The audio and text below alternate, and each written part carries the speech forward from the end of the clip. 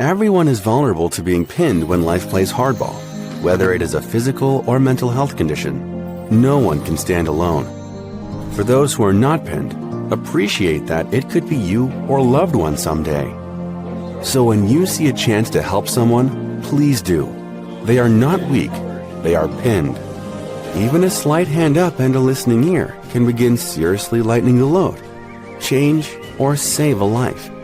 Help end stigma. Move from being pinned to purpose.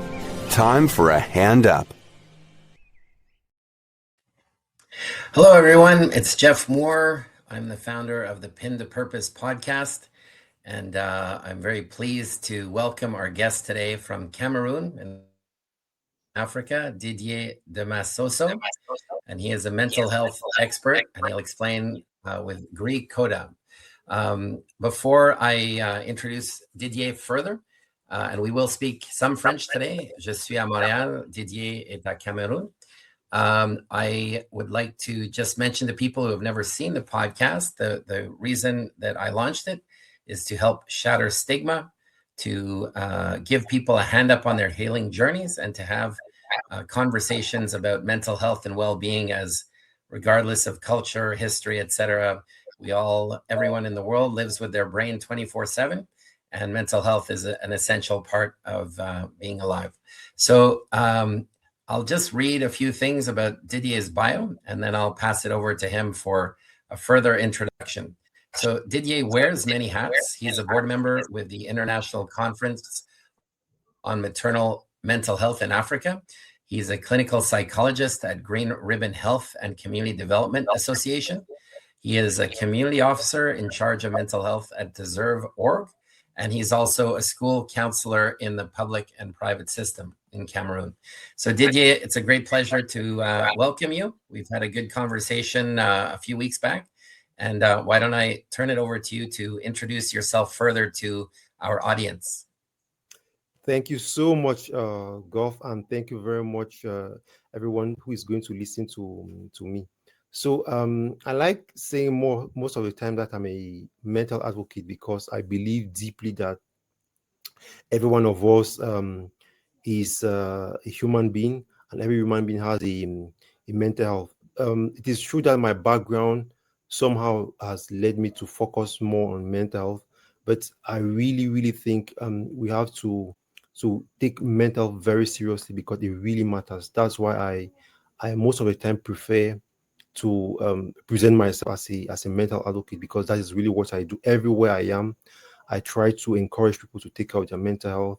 I try to promote mental health and well-being, be it for young people, old people. In fact, it's really something which I do constantly. So that is really my passion.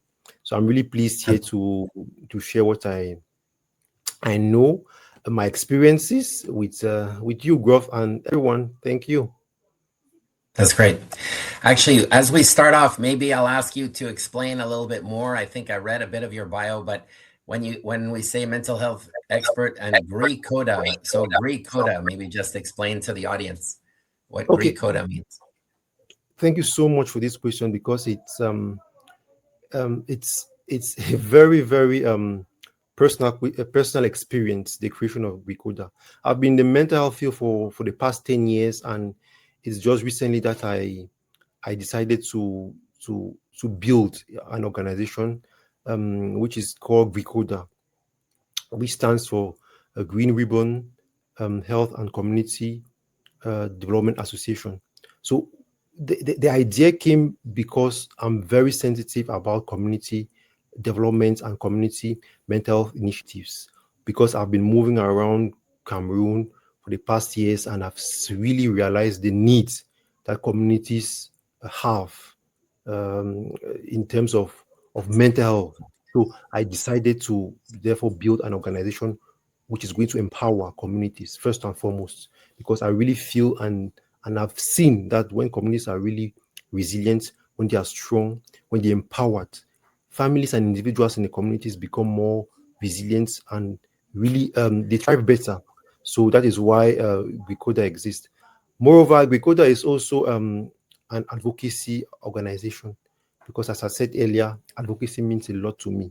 I cannot conceive mental health work without talking about mental health everywhere, without enabling people who are in charge of our needs, of our people who decide for us to be sensitive to this issue. Because in our context, for instance, even though some efforts have been done to promote mental, but it's still so insufficient. And I think this insufficiency is affecting now people with live experiences, people who really need their support. So that's why I think we need to talk about mental health.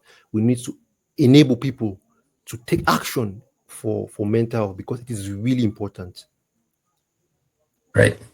Now, you wear several hats, so maybe I can invite you to talk about each of the other hats that I mentioned and how they also tie into your broader work. Okay, basically all of my path or my journey to through mental health, through the mental sector, has been motivated by need to support communities, as I said earlier. And when we talk about communities, we talk about women and mothers. We talk about fathers and men. We talk about children. So all these different population are specific, and because mental health is something which everybody has, all these different populations have a mental health. So the specificity of mothers is that every human being comes from a mother. That is why maternal mental health really matters to me, because the importance of motherhood. Yes, from an African perspective, it has a greater weight, but obviously from a human perspective, every human being comes from a mother. But in Africa, mothers are really important. They represent a lot. Their symbolism represents a lot. That is why focusing on maternal mental health became very important. So joining the ICAMA, the International Conference on Maternal Mental Health, was really important to really promote maternal mental health in Africa through research and advocacy. We started the journey in 2025, and we published even an article which was discussed during the ICAMA on the necessity of maternal mental health to be prioritized in public health in Cameroon. So maternal mental health is one of the aspects of my mental work which is really important. The second one is really school mental health, because young people, be it children, being adolescents, they go to school, be it in the primary school, university, secondary school. So as a school counselor, it makes a lot of sense for me to focus also on the mental health of young people, because obviously children, adolescents, or young people in general that are in good mental health, they learn better. And without this capacity to learn better, it's obvious that they won't be able to be adults who can contribute to their communities. So I find everything to be linked. The mental health of children linked to that of their parents, and even their settings. So mental health is really something which is everywhere, and is really something which is everyone's business. You've talked about you've been involved in this for 10 plus years. Are you seeing a lot of progress? Are you optimistic in terms of the way people are addressing mental health, and opening up more to discussions? Entering into the mental health field has been the most empowering, significant thing in my whole life, because it has enabled me to contribute genuinely to supporting individuals, families, and communities, and even my own country, because I've been involved in several activities which has enabled me, when I look back, to be really happy. And I can say today with a lot of joy that despite the difficulties which we've been through, a lot has been going on, a lot has been done. And now everywhere in Cameroon, basically mental is becoming a discussion topic on media, that is traditional media, radio, because obviously I started talking about mental health in a radio in 2015. My first program was on a radio. I discussed about World Maternal Mental Day. I discussed about depression. So the discussions or the discourse has moved and it's now on social media. It's now everywhere, Golf. It's now everywhere. So Cameroonians are now using it even in common language. You are going to see somebody saying, I don't want to be my mental health to be affected. I have to protect my mental health. 10 years back, it wasn't this way. So the progress, the awareness is rising. But obviously it's not enough. It's not enough.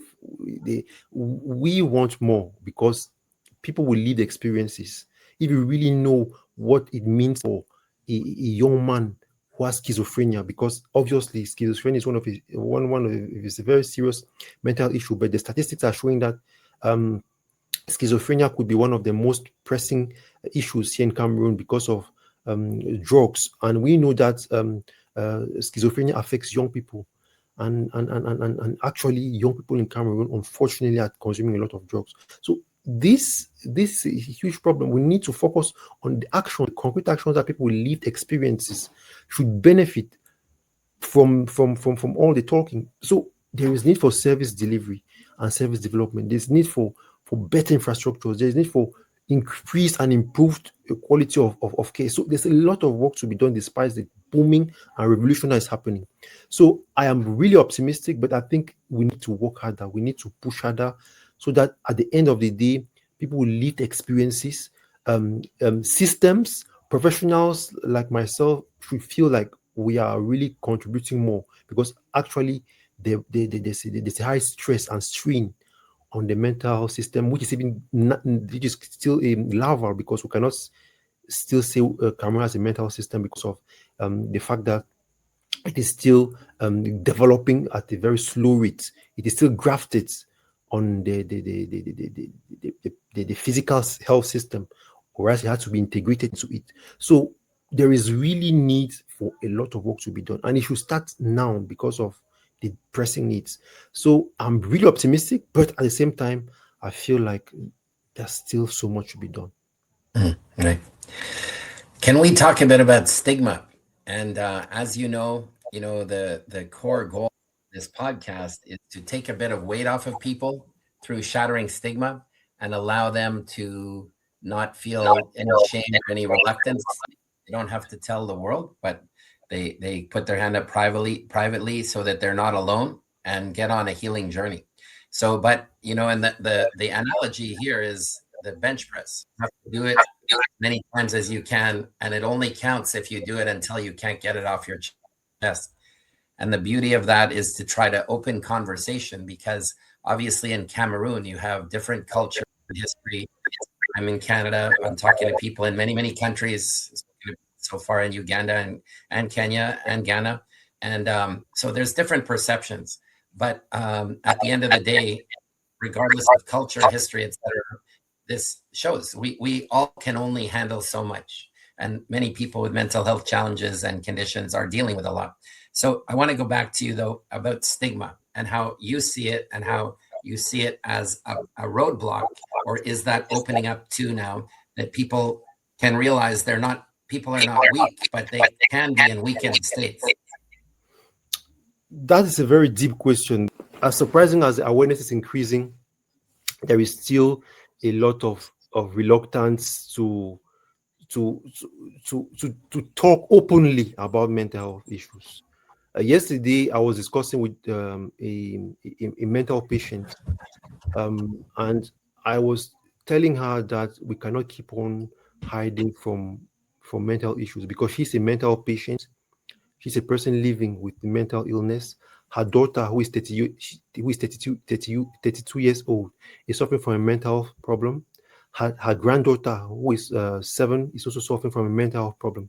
So that's already 2 generations of persons from the same family having a mental problem. I was telling her that we cannot keep on this way, because she was telling me that it's difficult on her to buy the drugs, that she can't bear it anymore because of the load and burden that she's receiving based on the fact that her daughter and her granddaughter are having these mental problems. How people are looking at her, the fact that she cannot have the means to take care of herself because she too has problems.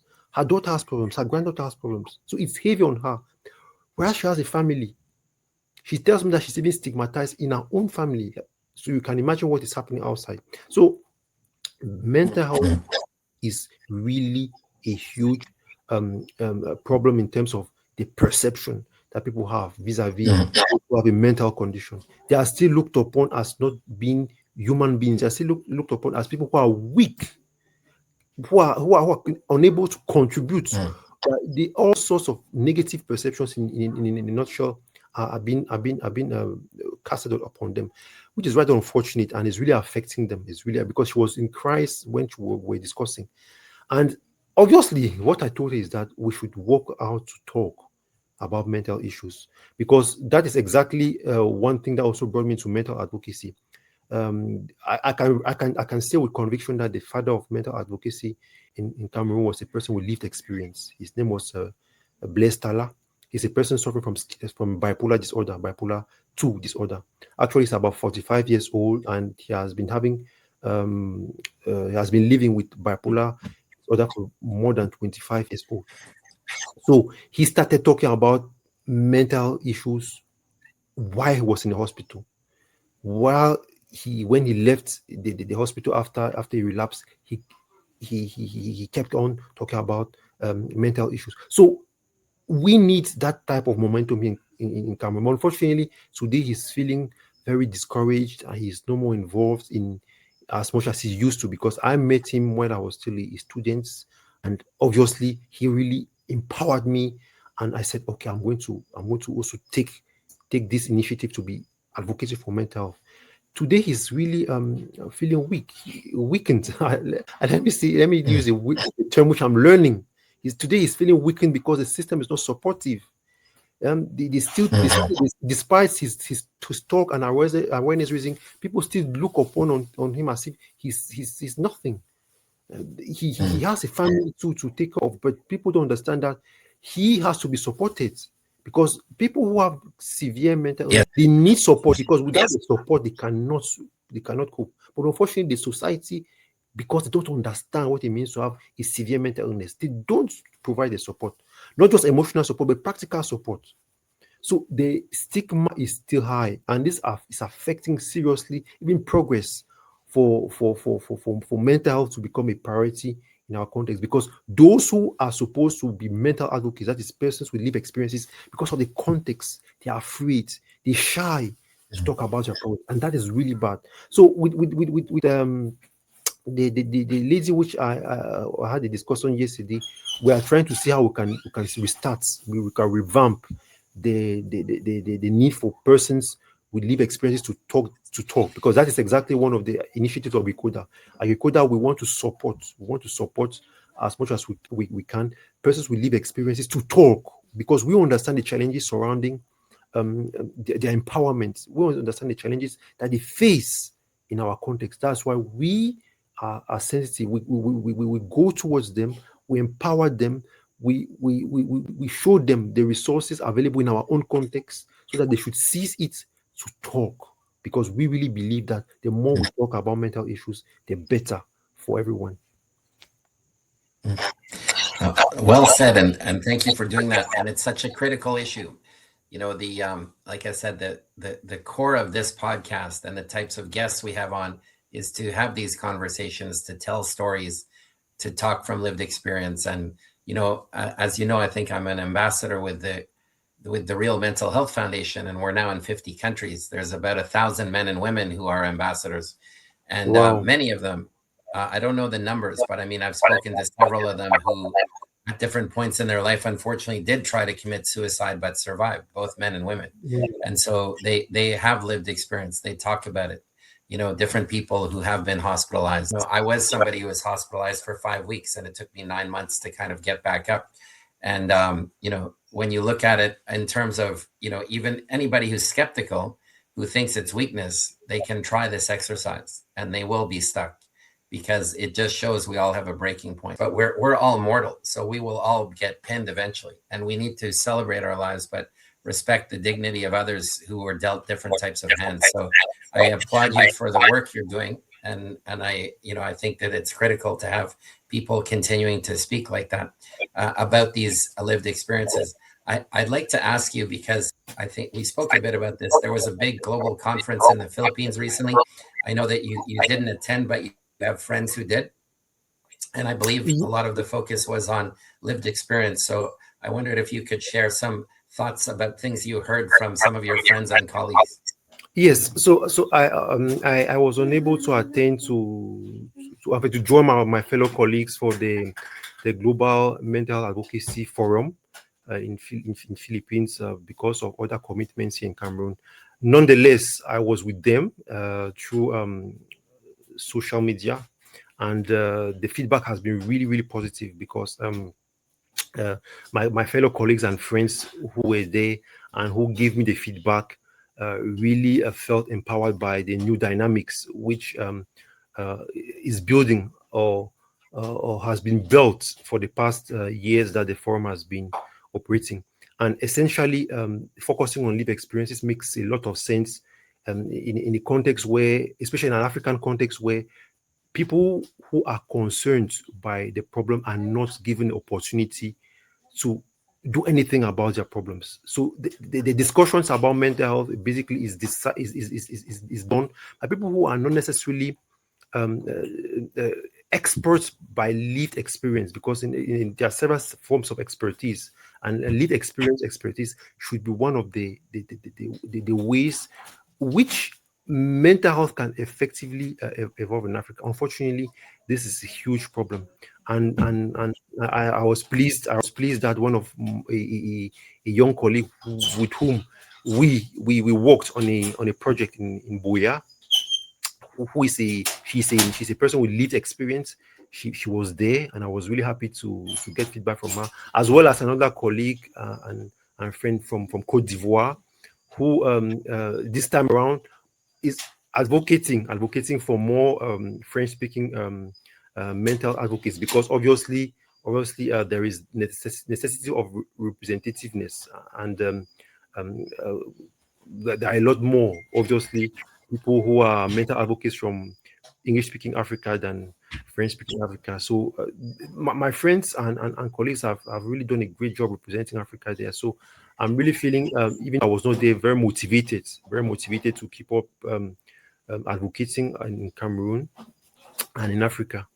Thank you. Alors, comme on parle de la langue française, peut-être on peut avoir une discussion un peu en français aussi. Et puis, je pense que vous avez indiqué que vous êtes optimiste qu'il y a beaucoup de développement au Cameroun en termes de santé mentale.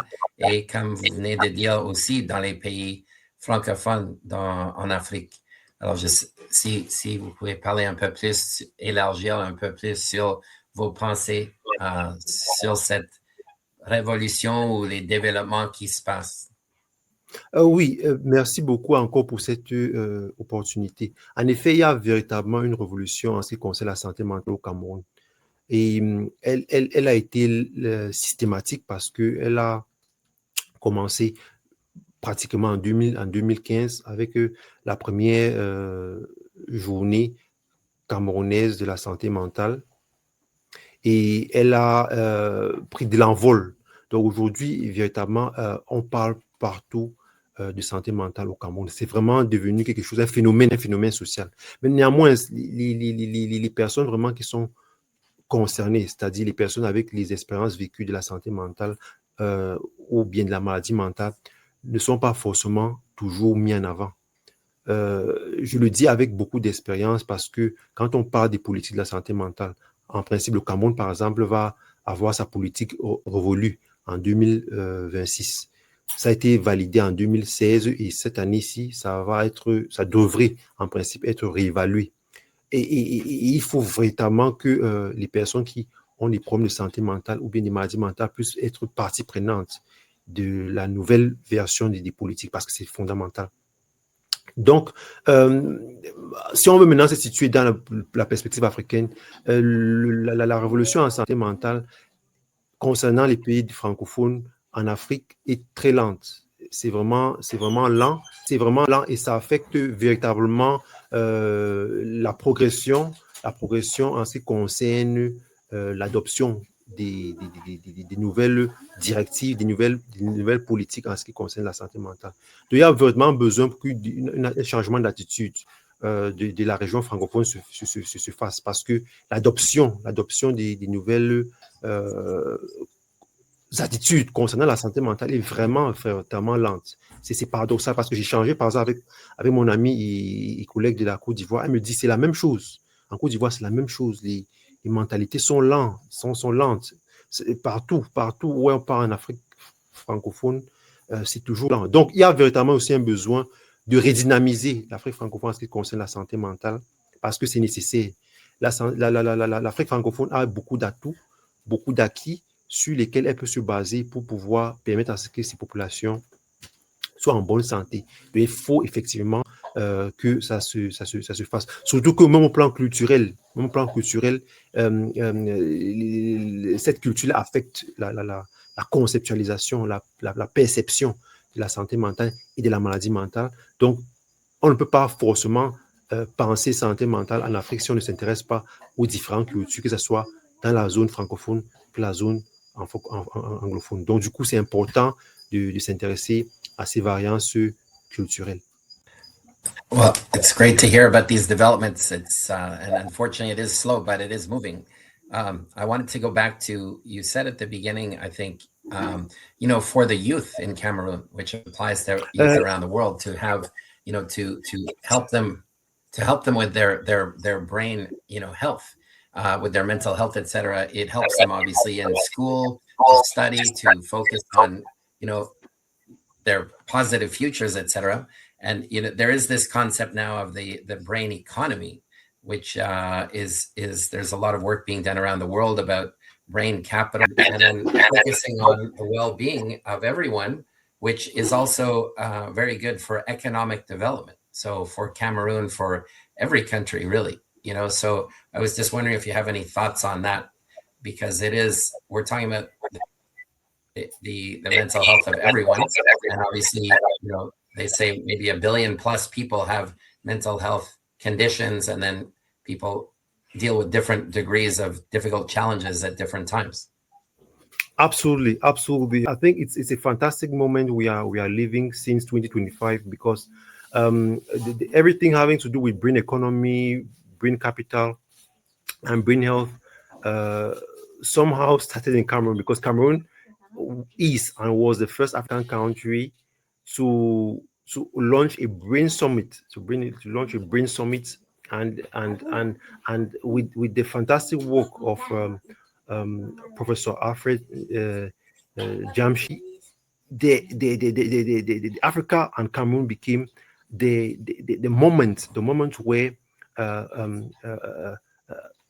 Africans and the world can eventually realize that brain health, which is distinct from mental health, is key to development. Because when we talk about brain capital, which is the skills, and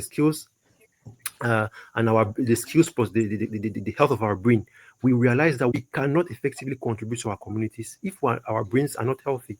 And it makes a lot of sense that we should focus on brain capital, brain economies. Moreover, that in Africa and in the world at large, young people are the ones who are going to carry on with development. So if there's no investment, on brain capital, developing sustaining brain health, if there's no investment in mental health, how are economies going to develop? How are young people going to be effective contributors to their economies? So these are really critical questions, Gov, that we really need as global citizens, because I consider myself as a global citizen.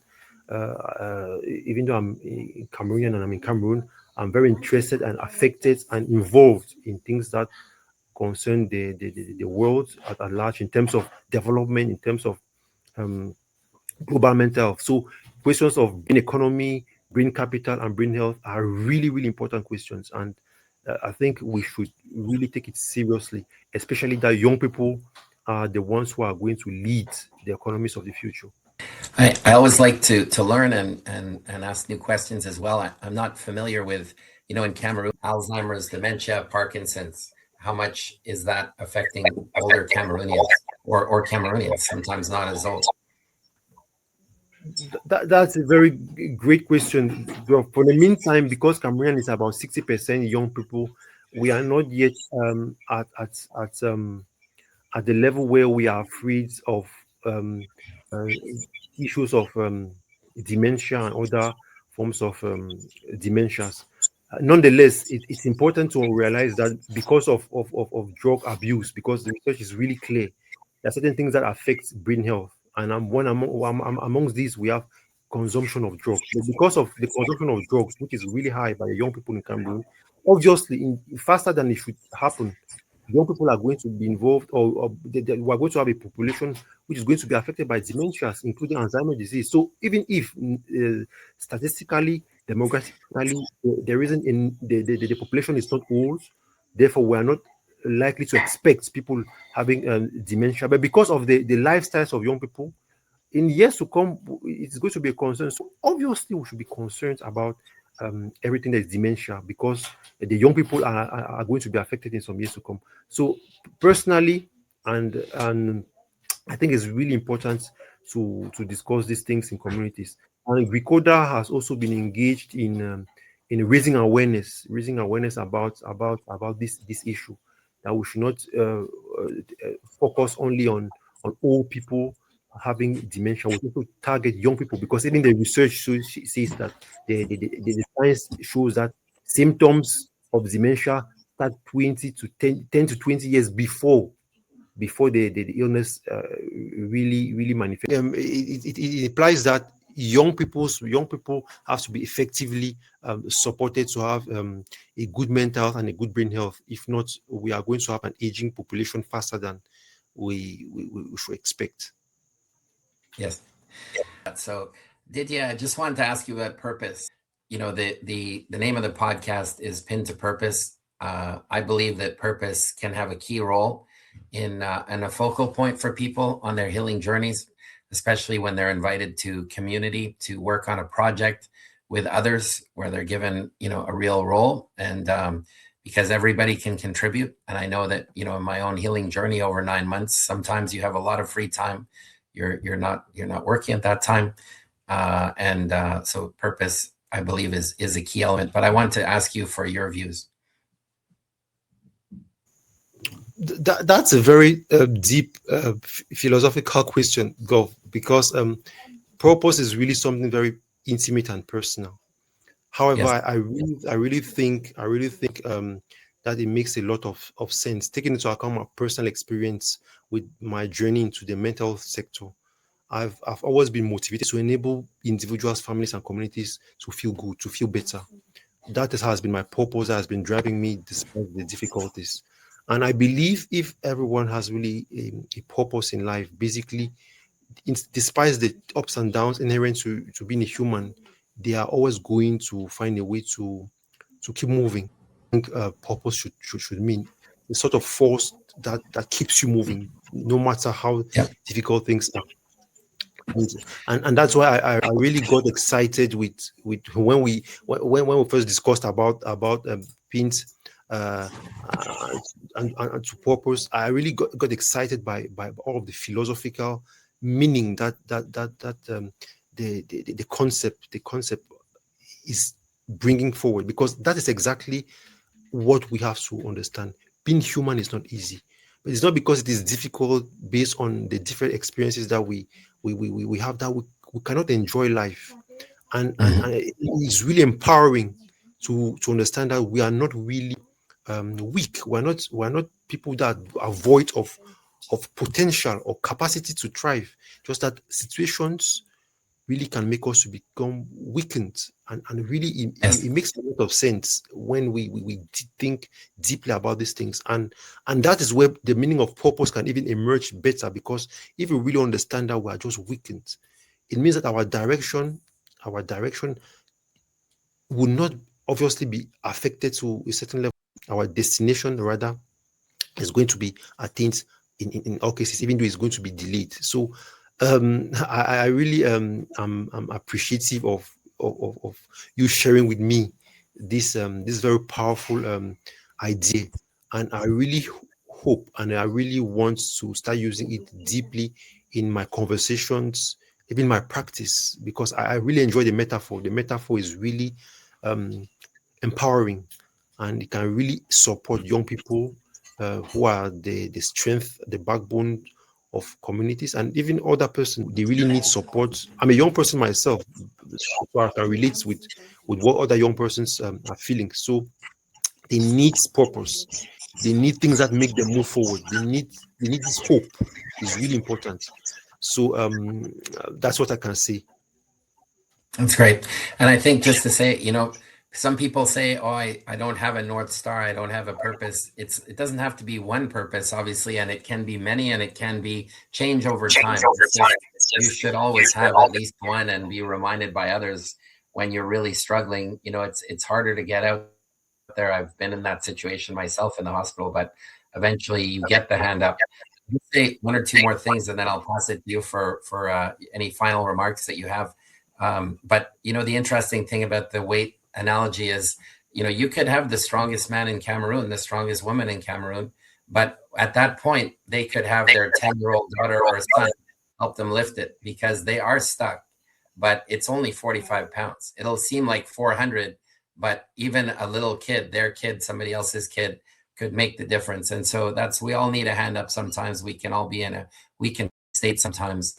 And so, the barbell pinning exercise is one way to show that. I just want to pass it to you, Didier. We've covered a lot of ground. We spoke, on a parlé un tout petit peu de français. Une autre fois, on va parler plus peut-être. But if you have any final words you'd like to share for our audience, people out there who are maybe particularly challenged right now, or any other thoughts, given the great work you're doing, and congratulations. Keep going.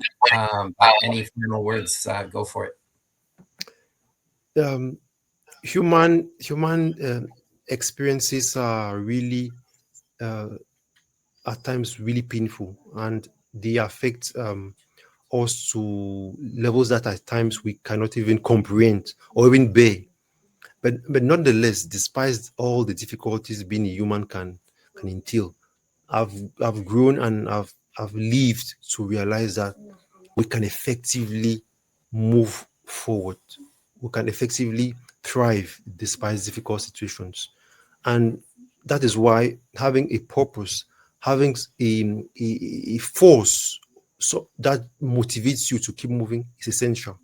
For me, it's trying to empower communities, families, and individuals.